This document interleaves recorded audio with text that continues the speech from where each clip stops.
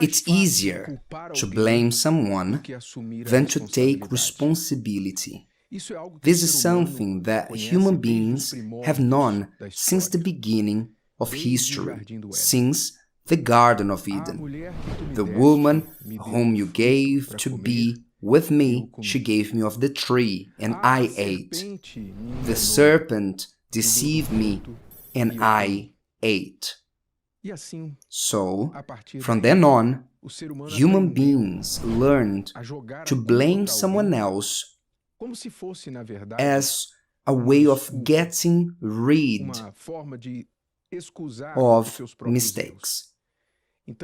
So since Adam and Eve, we've been through Cain, who killed his own brother because the blame for Cain had offered an offering that was rejected was his brother's and not his. And then we have many others, the brothers of Joseph, who thought to be despised by the father because Joseph was an exemplary son. We have King Saul, who disobeyed a direct order because the people wanted to follow a different path and he decided to disobey God.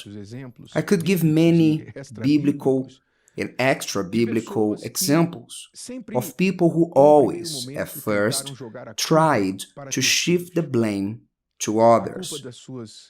The blame for their mistakes, failures, then filled with anger, pointed out to someone, and they accused them. So-and-so did this, did that, I'm here because so-and-so impeded me on moving on. So this spirit of blaming someone else instead of taking responsibility and doing the best has been in human beings since the beginning, since sin has entered humanity. This is a deceiving spirit because what happens when someone blames someone else for their problems? Let's go, let's think. I invite you to reason with me. I'm not saying here, let me add this, that there are no injustices, that you don't suffer at the hands of others, and that others may not have tried, or maybe even accomplished that to impede your progress. I'm not eliminating the fact that there are bad people in this world. There are selfish people, and they will do anything to rise in life, even if that means to stomp on you. I'm not saying that this does not exist. What I'm saying is, you cannot change this. You cannot change the human being. You cannot change the world and make the world to be like the one described in John Lennon's song. But what you can do is to take upon yourself the responsibility of your reactions on how will you react before the problems and what you do about these difficulties that are placed in your path. I was listening yesterday a short testimony of a blind woman. She lost her eyesight and she was saying, "Today I see more than when I had perfect eyes." Can you understand this? I don't know if you do. I don't know if you understand what she meant. But she said, "I don't even know if I would like to recover my eyesight, because the world that opened to me when I became blind, the things that I started to see through my mind, my understanding after I lost my eyesight, which I had never seen before when I had two good eyes." And she was very happy, with a smile in her lips. A commendable person, Even with a deficiency, my God, any deficiency is bad, but imagine you losing your eyesight. But she was not sad. She was not blaming herself. She was not blaming others. She was not saying people should do more this or that for the blind people. No, she wasn't saying none of that. Even though there's much more that can be done, but she had a spirit of responsibility over her own situation. She learned to deal with her situation in a different way, where she drew lessons. As she couldn't count on part of her life, which was her eyesight, then she decided to improve other skills. The loss of her sight led her to improve her understanding. Usually, when someone loses one of their 5 senses, the others become better. But her understanding became better. She decided to start using her understanding, what she could learn, what she could draw from that situation.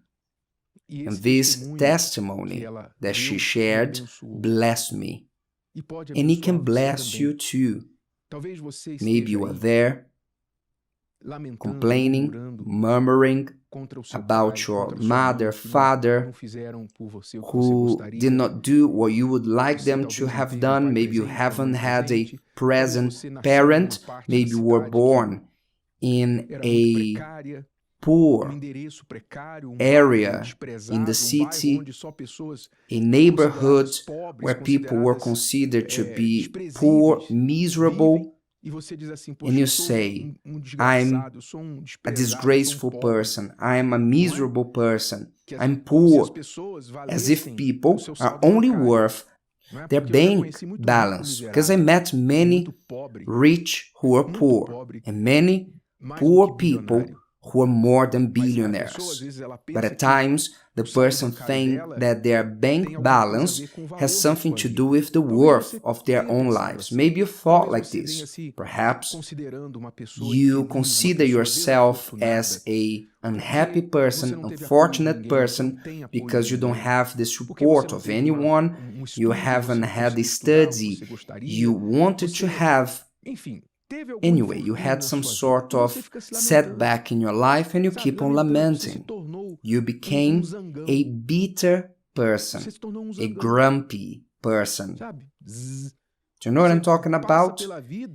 Whoever passes by you hears you're whining, you're murmuring, because you keep on complaining about life, blaming everyone. You became a bitter person, someone who is angry. This is the light case of this disease. The light case of this disease is the person to become a grumpy person and to keep on whining, complaining to others. But the most critical case of this disease is which the person becomes revengeful, filled with anger. At times you see this in the news when someone grabs a weapon, a knife, and they shoot randomly people who have nothing to do with their problems. They enter a school, they kill students, teachers, because they think they've done this to me, I will do that to others. This is the critical case of this disease. It's when you start to feel so much anger, hatred for human beings, for people, that you start to pour this hatred, to breathe this hatred as smoke through your nostrils, and your eyes are filled with anger. And who is this hurting, I ask you? Who is this hurting the most? It's only you who loses, dear friend. You are the only one losing because of one single decision, the decision of saying, so-and-so hurt me. It was not my fault. They hurt me, and poor me. You are the only one who loses. What would be of humanity? At times I ask myself, if Adam had come to God and said, Lord, I sinned. Forgive me. It's my fault. What's not Eve's fault. It was my fault.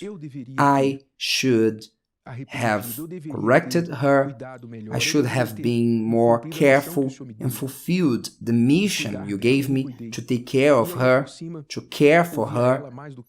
But I gave more years to her than to you, Lord. I imagine how this world would have been if Adam had had this type of attitude. But this is gone. We cannot change the past, but today you can have a different attitude. What are you going to do? Are you going to find someone to blame, or you will take the responsibility of your life? If today's video helped you and you know someone that could benefit from it, share it with them, and if you haven't subscribed to the channel, you may do so now. See you later.